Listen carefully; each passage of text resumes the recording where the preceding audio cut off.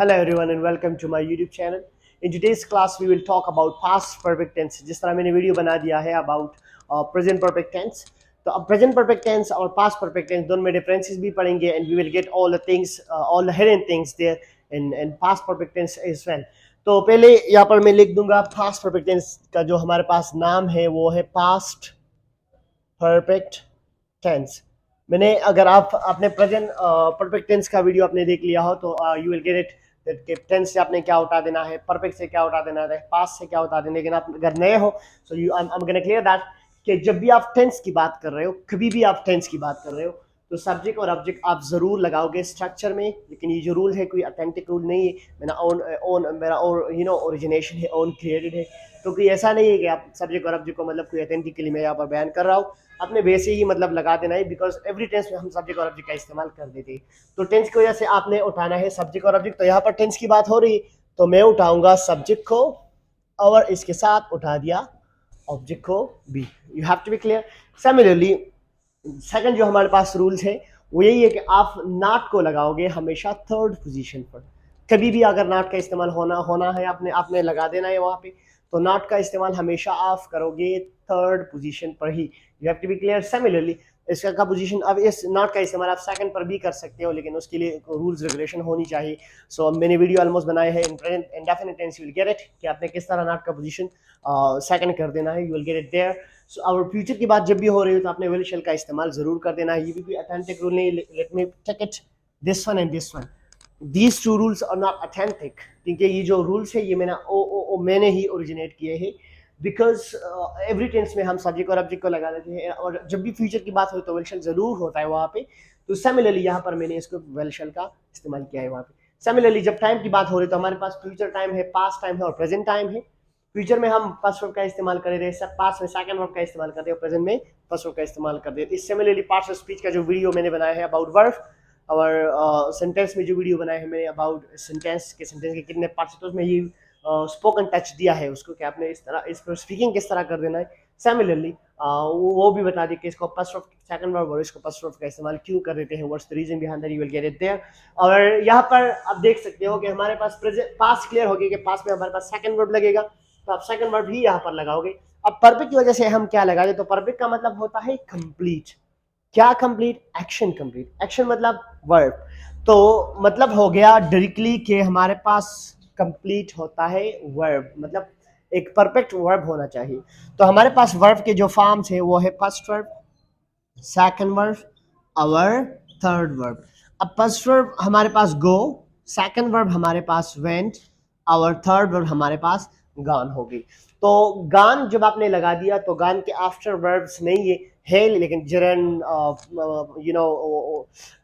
Infinitive हमारे पास fifth verb भी है. लेकिन आपको क्लियर होना चाहिए कि जो हम रेगुलर बेस इस्तेमाल कर देते हैं वो ये तीन वर्ब्स ही है. तो आप ये देख लो थर्ड वर्ब पर जब बात आ गई तो मैंने कंप्लीट इसको कह दिया, तो मतलब कंप्लीट आपने कह दिया तो ये हमारे पास बन गई परफेक्ट. तो क्लियर हो गया कि परफेक्ट हमारे पास क्या परफेक्ट होना चाहिए, वर्ब परफेक्ट होना चाहिए. वर्ब कंप्लीट हो गई थर्ड पोजीशन पर, थर्ड वर्ब पर. तो आपने यहाँ पर परफेक्ट की वजह से आपने यहाँ पर लगा देना है थर्ड वर्ब को. तो ये हमारे पास कुछ स्ट्रक्चर बन गई यहाँ पे लेकिन कंप्लीटेड नहीं है. अब मैं इसको कंप्लीट करना चाहूंगा बिकॉज ऑफ द पास्ट. अब प्रेजेंट परफेक्ट टेंस में हम हेल्पिंग वर्ब इस्तेमाल कर देते हैं हैज एंड हैव. जो हमारे पास वो प्रेजेंट है तो हैज एंड हैव हमारे पास फर्स्ट वर्ब कंसीडर होते हैं. हेल्पिंग वर्ब है लेकिन फर्स्ट वर्ब कंसीडर होते हैं. सिमिलरली यहाँ पर हैव की बात करें तो हैव का सेकंड फॉर्म जो हमारे पास है वो हैड है. ये प्रेजेंट में फर्स्ट वर्ब और पास्ट में सेकंड वर्ब. तो यहाँ पर आप देख लो सब्जेक्ट और ऑब्जेक्ट मैंने टेंस से उठा दिया, थर्ड वर्ब को मैंने परफेक्ट से उठा दिया और हैड को मैंने पास्ट से उठा दिया. तो ये हमारे पास एक स्ट्रक्चर बन जाएगी पास्ट परफेक्ट टेंस की. अगर आप एग्जांपल मैं देना चाहूंगा, I had written my homework. I had written my homework. अब नेगेटिव स्ट्रक्चर की बात करें तो नेगेटिव में आपने लगा देना है नॉट को और नॉट को हम लगाएंगे थर्ड पोजीशन पर. सिमिलरली आप यहाँ पर लिखोगे कि ये हमारे पास हो गई सब्जेक्ट और ये हो गई ऑब्जेक्ट और ये उठा दिया टेंस से. यहाँ पर थर्ड वर्ब लगेगा बिकॉज ऑफ द परफेक्ट. यहाँ पर हैड लगेगा बिकॉज ऑफ द पास्ट और नॉट को थर्ड पोजीशन पर भी हमने लगा दिया. तो फर्स्ट सेकंड और थर्ड पर लग गई नॉट. तो ये बिल्कुल क्लियर है. Similarly she had not completed her job. उसने अपना काम नहीं किया था. So this we have sentence like that. She has not completed her job. And similarly, if you just want to say something about interrogative in which you have to make some questions there, तो questions को आप किस तरह बनाओगे? आपने second position को first कर देना है और जो फर्स्ट पोजीशन है उसको सेकंड कर देना है. सिमिलरली थर्ड वर्ब ही लगाओगे बिकॉज ऑफ द परफेक्ट और ऑब्जेक्ट को बिकॉज ऑफ द टेंस और टेंस के साथ आपने ऑब्जेक्ट के साथ आपने लगा देना है question mark. So here it becomes और ये बन जाएगी had they gone to school. क्या वो स्कूल गए थे? So we have sentence like that. So this is what we have past perfect tense. मैंने इसको शॉर्ट इसलिए एक्सप्लेन करी क्योंकि मैंने प्रेजेंट परफेक्ट टेंस में ऑलमोस्ट डिटेल इज ओवरलोडेड. अगर आप कंफ्यूजन है तो प्रेजेंट परफेक्ट टेंस पहले देख लो, then come to the past perfect tense, you will get it completely. Similarly अगर आप इसकी उर्दू की पहचान की बात कर रहे हो तो आप उर्दू की पहचान इसकी कुछ इस तरह बनाओगी कि इसकी उर्दू की जो पहचान है वो होगा चोखा था, चुकी थी, चुके थे, या ता. ये जो हमारे पास है ये थी और ये बन जाएगी ये थे. तो हमारे पास मैं काम कर चुका था, मैंने काम किया था, वो काम कर चुकी थी, उसने काम की थी. तो मतलब ये हमारे पास हो गई पास्ट परफेक्ट टेंस. तो ये हमारे पास उर्दू की आइडेंटिफिकेशन है अबाउट पास्ट परफेक्ट टेंस. अब इसका इस्तेमाल कहाँ पर कर देना है? तो जब यूज़ की बात आप कर रहे हो तो यूज़ कुछ इस तरह हम बनाएंगे इसकी कि कंप्लीटेड एक्शन, कोई ऐसा काम जो हमारे पास होता है completed action with no effects. अब प्रेजेंट परफेक्ट टेंस में हमारे पास कोई ऐसा काम जो मुकम्मल हो गया हो लेकिन असर होना चाहिए, लेकिन यहाँ पर हमारे पास एक एक्शन कंप्लीट हो लेकिन असर नहीं होती. फॉर एग्जांपल मैंने आपको एक होमवर्क दिया है कि आप होमवर्क कर दो, लेकिन जब आप आगे आपने होमवर्क किया है, you have completed your work, you have completed your action, आपका जो काम है वो आपने किया है, but you forgot it at home, लेकिन आप घर भूल गए. तो आप कहोगे sir I had done my homework but I forgot it. मैंने अपना काम किया था, मैंने अपना काम किया था लेकिन मैं घर भूल गया. अभी आप सोच लो आपने काम किया है, कंप्लीट हो गया, लेकिन अभी असर तो नहीं है आपके पास कोई है ही नहीं, कोई एक्शन है ही नहीं, कोई होमवर्क वगैरह आप लाए नहीं.